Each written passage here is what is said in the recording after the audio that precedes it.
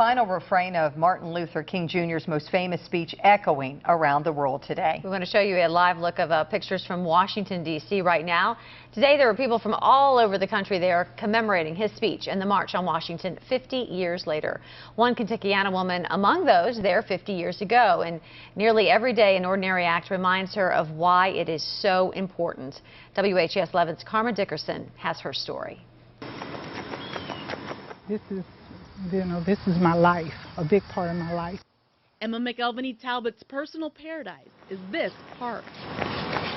But I love nature and I love being out in the park.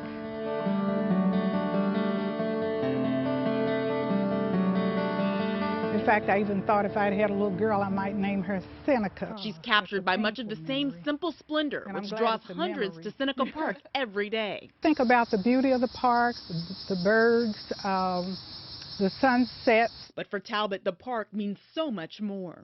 It symbolizes so much of what was not available to my people 50 years ago. In the early 60s in Louisville, most private and public places were still segregated. In a city that prides itself on parks, only one, Chickasaw, was open to African Americans. The lifelong Louisvillian remembers vividly just how crowded that would get. And we were actually sitting out on the parkway. We didn't have room. We were just crammed in, and we were sitting there. You were as close as I am to the next family. We were just bunched. Talbot is still haunted by the story of her mother being run out of a city park by a police officer using racial slurs. It was discrimination like that which led her to Louisville's civil rights movement. You know that injustice just doesn't go on forever. And you just have this belief that you could change things. A veteran protester before even graduating high school, Talbot joined other foot soldiers, as they called themselves, at sit-ins and marches, calling for equal rights. But one march in particular was unlike any other. I'm excited about being a part of something really big. We just didn't know how big. Nobody knew. When she arrived on the Washington Mall August 28, 1963, it was instantly clear. She joined hundreds of thousands, mesmerized by what would become some of the most famous words ever spoken. Free at last!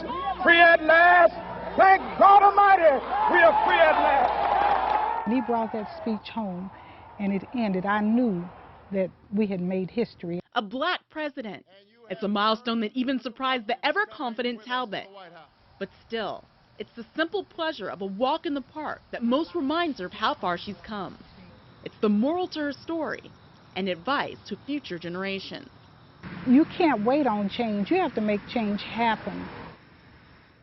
And another invaluable reminder I got from Emma Talbot: never take anything for granted. Today marks 50 years since Dr. Martin Luther King Jr. made that iconic speech at the Lincoln Memorial during the March on Washington. And tonight you're going to meet one Kentuckiana woman who made it a point to be in D.C. on that day, no matter what. WHAS 11's Karma Dickerson is here with the story. Karma? Well, Doug, she says it was the most important thing she'd ever done. She risked everything to be part of the civil rights movement, leaving behind one life to become the person she feels she was meant to be. Showing Dr. King's leadership freed more than one group of people. Dr. Martin Luther King. I never shook his hand. I never linked arms with him at the front of the march or anything like that. And for heaven's sake, the man's had volumes written about him. What could I tell you that you don't already know?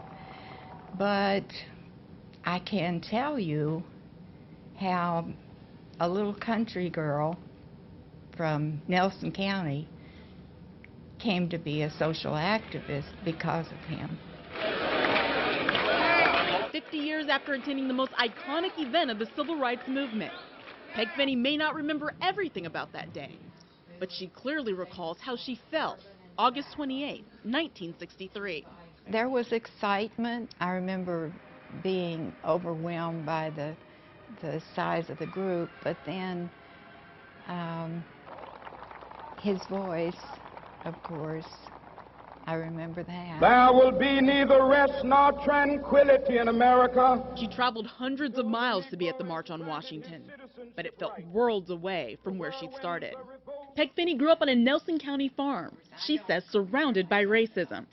The prejudice her family, neighbors, and friends had towards blacks seemed as normal to her then as equality does to her now. It was the culture I was growing up in. Everybody around me thought the same. Her turning point is a young white woman. The day she watched a young black woman's heartbreaking reaction to being turned away from a restaurant. This somehow made me think, something's happened here today that I have to think about. This is important, and it changed my life. Finney began secretly subscribing to pamphlets about civil rights. One told her of an upcoming speech Martin Luther King Jr. was giving in Detroit. So in June of 1963, 2 months before the March on Washington, the then 20-year-old left her toddler at home and snuck away to her first civil rights rally. I would have never heard the end of it. So I lied to my parents and to my husband. She and her husband eventually divorced, and Finney moved to Louisville, where she became involved in the local civil rights movement through her church and what's now the Carl Braden Memorial Center. A tribute to a white couple, Ann and Carl Braden, two of Louisville's most influential civil rights activists. Without the Bradens, what path Louisville would have taken, because they led the way. Finney says her skin color didn't save her from the rage of white protesters who showed up at civil rights demonstrations. And it was the whites who caught their wrath, generally. I was spat upon a number of times. I was knocked off my feet a couple of times. But 50 years later, she's still standing. And last Friday, she again boarded a Louisville bus headed for Washington. There's my name, but I sat up front. This time not hiding from her family. I've raised another generation of marchers, of people who believe in King's dream. Instead, she rode proudly with her son and daughter-in-law to the 50th anniversary of the event that transformed her worldview. The scenery has changed a bit, but the question that inspired her and so many on the quest for justice remains the same.